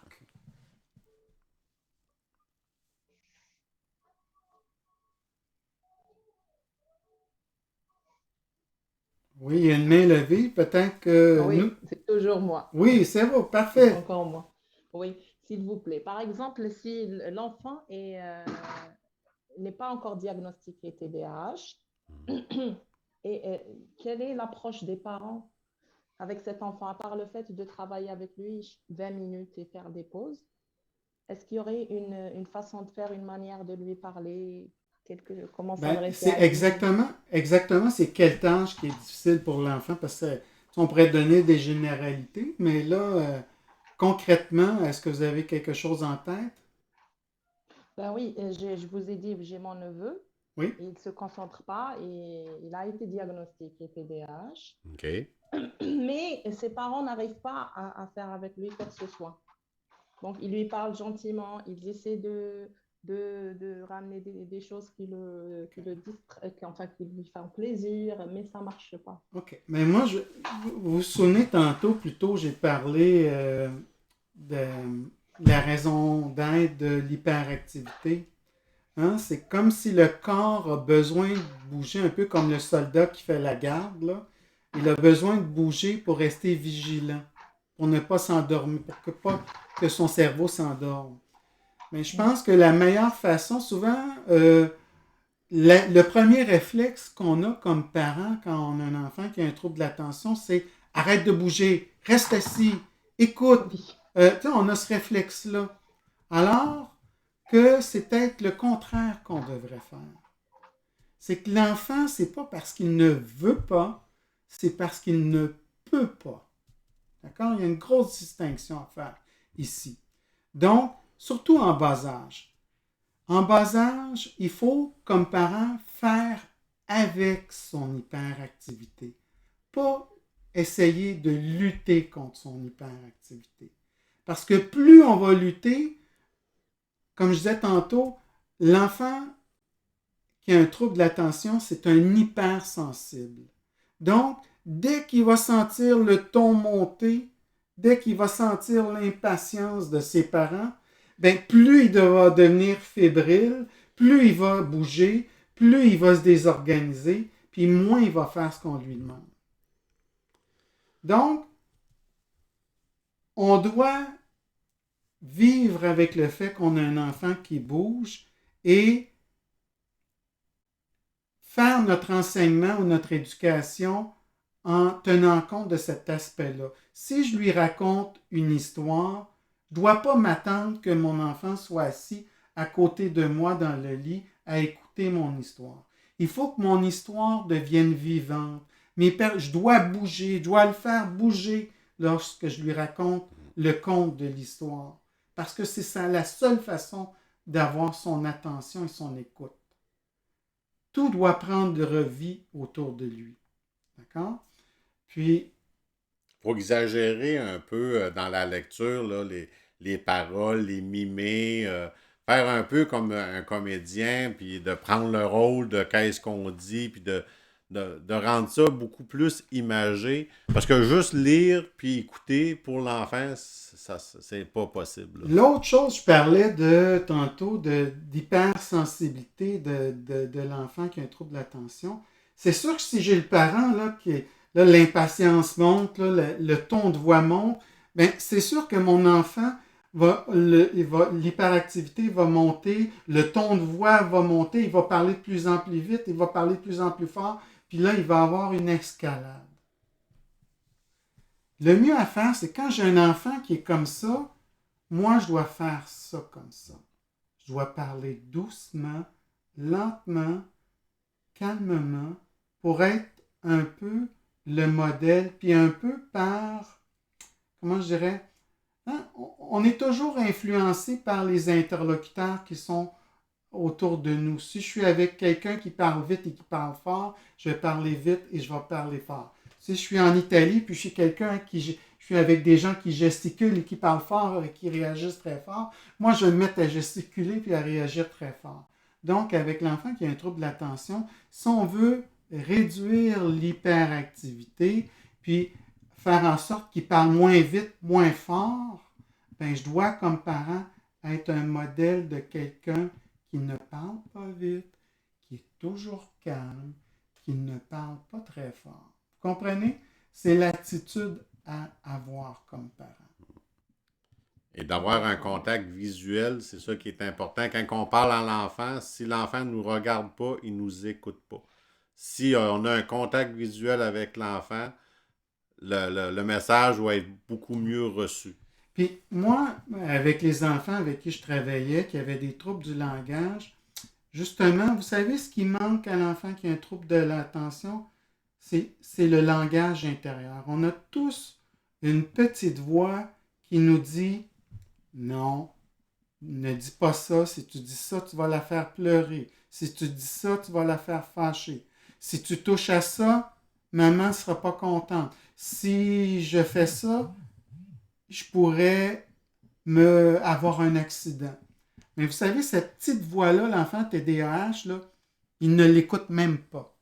Alors, c'est important comme parent d'être justement cette petite voix-là qui va dire ah, attention, attention, là, si tu grimpes jusqu'en haut, si tu tombes, tu pourrais te casser un bras, là. Tu sais, d'être, d'être un peu, si on veut, l'écho de sa petite voix. Si je suis dans un stationnement et je marche avec l'enfant, puis l'enfant a toujours tendance à marcher plus vite que moi, je vais me mettre à sauteur, puis je vais dire, quand je marche dans la rue, je marche lentement. Puis là, dans le fond, je dis à voix haute ce que l'enfant devrait se dire dans sa tête, dans le contexte où il marche dans la rue, puis qu'il y a des voitures qui circulent, puis qu'il y a un danger qui est imminent. Comprenez? D'être la petite voix. Donc, comme parent, je vais verbaliser à voix haute toutes les règles sociales, les règles de sécurité que l'enfant qui a un trouble de l'attention prend même pas le temps d'écouter. Ouais, d'accord. Donc, il a besoin d'un accompagnement en tout temps. Ouais. Oui. Ouais. Une dernière question, s'il vous plaît, c'est est-ce que, comme vous disiez tout à l'heure l'exemple du diabète et qu'ils avaient besoin de médication, est-ce que ça vaut pour tous les cas de TDAH? C'est-à-dire, même si c'est pas très, très prononcé, ils ont quand même besoin de médication. Ça ne suffit pas d'avoir Écoutez, des moi, stratégies. j'ai commencé à prendre une médication à 40 ans. Puis, dans le fond, ça ne m'a pas empêché d'aller à l'université, hein, puis de réussir ma vie. Sauf que ça a fini par me rattraper. À un moment donné, avec l'âge, les enfants, le manque de sommeil et tout ça. Mais je vous dirais que j'aurais eu la vie beaucoup plus facile. Tu sais, je me dis, moi, je passais 2 fois plus de temps que tous les autres à étudier pour avoir les mêmes résultats ou pour exceller à l'école. Si j'avais eu une médication, là, ça aurait été vraiment plus facile pour moi, l'école. J'aurais mis beaucoup moins d'énergie. J'aurais eu à l'école, j'étais toujours dans le trouble avec l'enseignant ou j'étais toujours au bureau du directeur. Je me dis, mon Dieu, tu sais, j'en faisais voir de toutes les couleurs à ma mère. Tu sais. Fait que je me dis, bon, puis socialement, j'ai pas toujours bien passé parce que, justement, euh, ce côté impulsif qui prend toute la place, qui parle trop, qui dérange, qui n'écoute pas les autres, qui ne respecte pas les consignes, ben, j'ai été souvent dans le trouble à cause de ça. T'sais, heureusement, puis on parlait de douance tantôt, heureusement que j'étais un enfant qui était doué intellectuellement, puis qui n'avait pas besoin de l'enseignante pour apprendre à l'école. T'sais, heureusement, s'il avait fallu que j'ai un milieu familial peu propice à la réussite scolaire ou si j'avais eu un trouble d'apprentissage ou un trouble du langage, ben là, je ne serais pas rendu peut-être où je suis rendu aujourd'hui dans la vie. Fait que je me dis, la médication, ça rend la vie facile à l'enfant et aux parents. Puis, on parlait tantôt plus tard des conséquences possibles De non-médication. de la non-médication. Il y a des études qui ont démontré que un fort pourcentage des toxicomanes ont eu un déficit d'attention non médicamenté. Puis que ça a été une forme d'auto-prescription de prendre de la marijuana ou de prendre de l'alcool pour arrêter le hamster de courir continuellement. Donc, il ne faut pas se fermer les yeux quand on est rendu à un point dans la vie avec l'enfant où on nous parle de médication. Il faut écouter les spécialistes autour de soi. Bien sûr, oui. Très bien, merci beaucoup. Merci pour vos éclaircissements. Ça fait plaisir. Merci beaucoup pour cette question aussi. Est-ce que nous en avons d'autres d'ailleurs?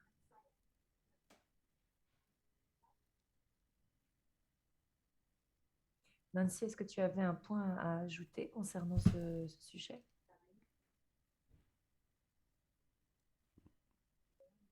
J'ai appris que le traitement de TDAH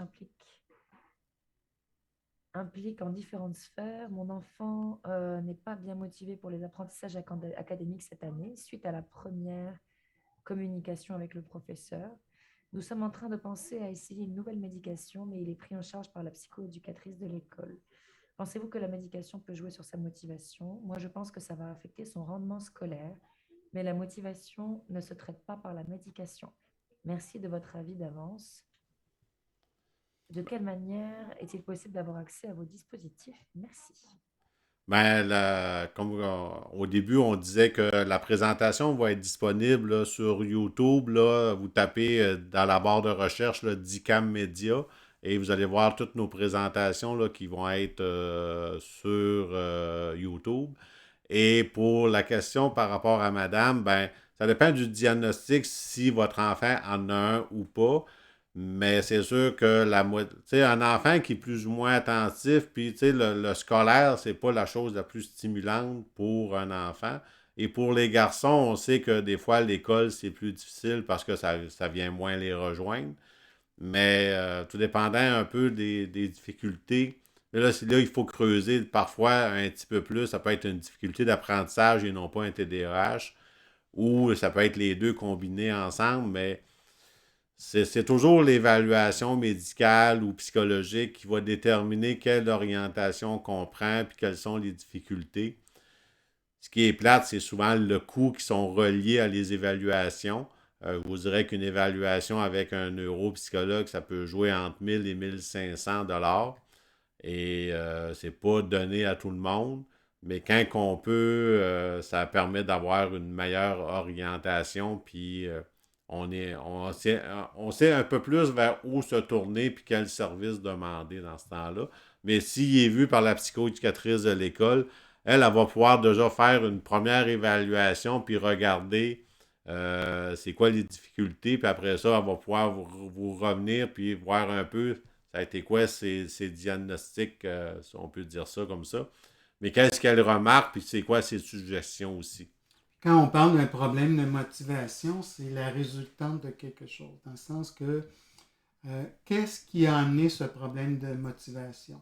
Actuellement, là, on sait, là, ça fait 2 ans qu'on est en pandémie, ça fait 2 ans que, que, que les enfants sont bouleversés par ce qui se passe autour d'eux. Ça fait évidemment, c'est un contexte particulier qui fait que, effectivement, actuellement, on décroche, on remarque un plus haut taux de décrochage scolaire ou de démotivation chez les enfants. Bon, ça n'a peut-être pas rapport aussi, mais peut-être que aussi c'est par rapport à son histoire personnelle de cet enfant-là qui en raison, hein, comme disait Camille, peut-être un trouble d'apprentissage ou carrément un trouble de l'attention, à un moment donné, la somme des échecs fait que pour lui, l'école, c'est pas nécessairement associé à quelque chose de positif.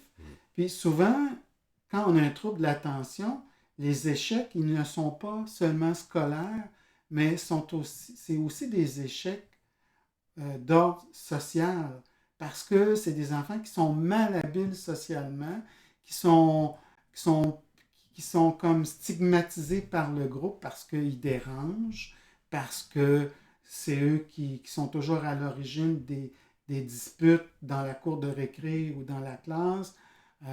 C'est eux qui vont faire soupirer l'enseignante. Donc, il y a tous ces éléments-là qu'il faut aussi aller regarder. Pas seulement le trouble de l'attention et pas seulement est-ce que c'est la bonne médication ou pas, mais c'est tout le contexte aussi.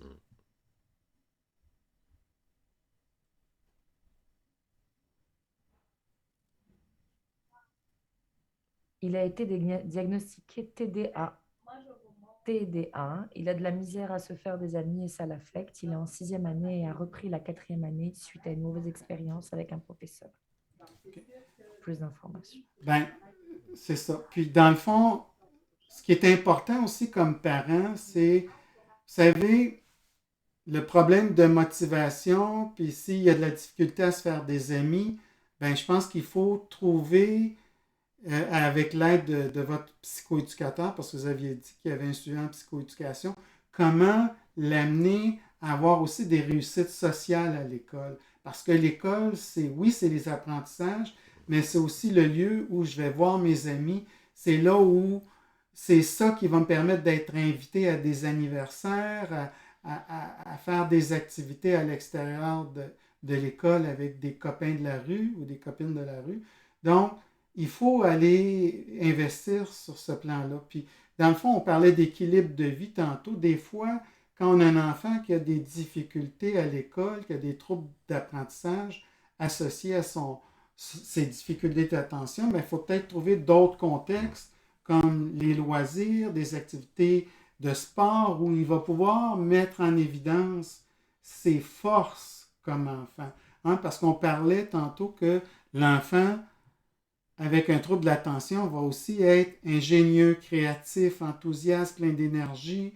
Euh, Puis ces éléments-là, il faut trouver un endroit où l'enfant va pouvoir actualiser toutes ses forces pour pouvoir dire, ben OK, à l'école, ma vie, c'est mais à l'extérieur, c'est oh, ça va bien.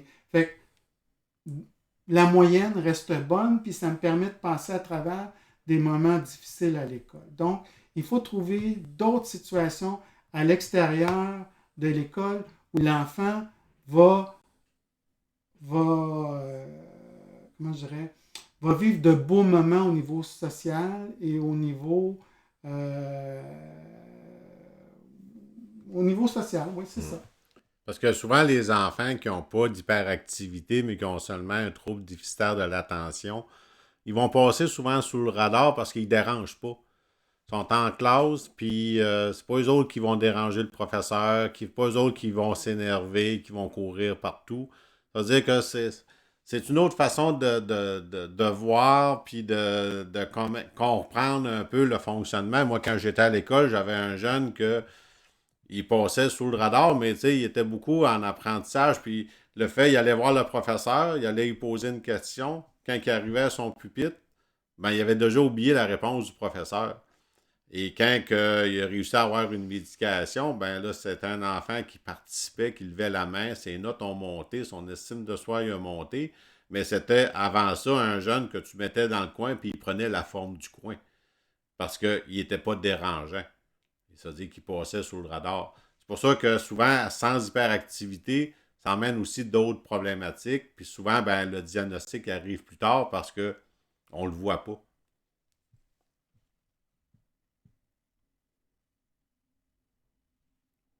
D'autres questions?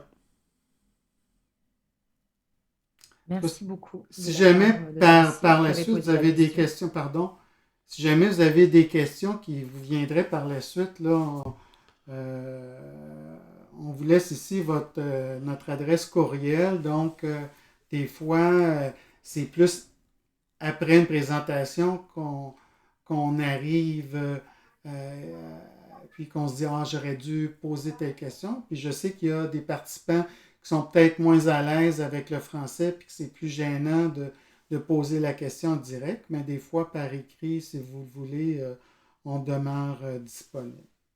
Ça va? Oui, parfait. Est-ce que nous avons le temps de prendre une dernière question Oui, une dans dernière. la séance? Ouais. C'est beau. Saliha, c'est à toi. Ok, merci. S'il vous plaît, pourriez-vous me dire juste, est-ce que ce serait préférable pour eux de faire des sports de groupe ou bien des sports individuels? Ben, c'est sûr que les sports de groupe, ça permet aussi de travailler la socialisation, puis ça lui permet de créer des liens. Et il va travailler ça dans les sports de groupe. Je vous dirais que tout dépendant de l'enfant, ben moi, je préférerais d'avoir un enfant dans un sport de groupe que dans un sport individuel. Mais si l'enfant n'est pas à l'aise puis qu'il performe mieux dans un sport individuel, ben je l'orienterais dans ça. Mais je vous dirais que moi, si je prends l'exemple de mon aîné, vous savez, lui, il a joué au football, pas le football, le soccer, mais le football américain. Puis Tu sais, c'est un groupe où être impulsif, c'est un atout dans un sport d'équipe. D'être rapide, c'est un atout dans un sport d'équipe. D'être plein Leader. d'énergie, c'est un atout dans un sport d'équipe. Puis ça lui a permis de retrouver un équilibre au niveau de sa perception qu'il avait de lui-même par rapport à ses pairs. Et en plus, ben, le groupe, vous savez, sport individuel versus groupe, ben, souvent, l'école, euh, ben, je vous dirais que c'est un milieu de femmes. Hein, on ne s'en cachera pas. La majorité des enseignantes sont des femmes, puis des enseignants sont des femmes, alors que dans les sports d'équipe, en tout cas, c'est souvent un papa ou des papas entraîneurs. Puis d'avoir un papa qui sort sa grosse voix qui dit Hey, Félix-Antoine, écoute-moi. Ou d'avoir les pères de l'équipe et dire Hey, Félix-Antoine, arrête de parler, l'entraîneur. Tu sais, c'est une autre dynamique. Puis on dirait, en tout cas, dans le cas de mon garçon, c'est là qu'il a enfin compris qu'il était dérangeant d'avoir des coéquipiers ou d'avoir un entraîneur qui sortait sa grosse voix qui dit Hey, écoute, là, je te parle. Là. C'est pas la même dynamique qu'en milieu scolaire. Puis, pour lui, là, après, ça a été dur au départ, mais ça l'a transformé. Puis, ça lui a fait du bien de voir qu'en groupe, comparativement à l'école, il pouvait être accepté par ses pairs, puis que c'était correct d'être plein d'énergie, d'être impulsif, parce que ça prend ça dans le sport d'équipe aussi. Merci beaucoup. Alors, ça nous a fait plaisir de faire avec vous. Un tour d'horizon. Ouais. C'est sûr qu'on a resté à la surface un peu, mais dans un premier temps, il faut vraiment expliquer à la base c'est quoi un TDAH. C'est sûr que des fois, dans les particularités, il faut creuser un petit peu plus, mais quand on connaît la base, puis qu'après ça, on va aller s'informer avec différents sites, puis comme que je vous disais avec Annick Vincent, ben ça nous permet d'en connaître un petit peu plus, puis quand je disais que le savoir, c'est le pouvoir, ben plus qu'on connaît la problématique, plus qu'on a de pouvoir sur elle aussi. Puis de transmettre ça aux enfants, ce savoir-là, parce que c'est lui qui est pris avec, c'est pas vous, mais c'est lui. Puis lui, ben, plus qu'il va avoir de pouvoir, plus qu'il va comprendre comment ça fonctionne, sa problématique, ben, plus qu'il va être capable de prendre des bonnes décisions, puis de réfléchir à certaines choses aussi.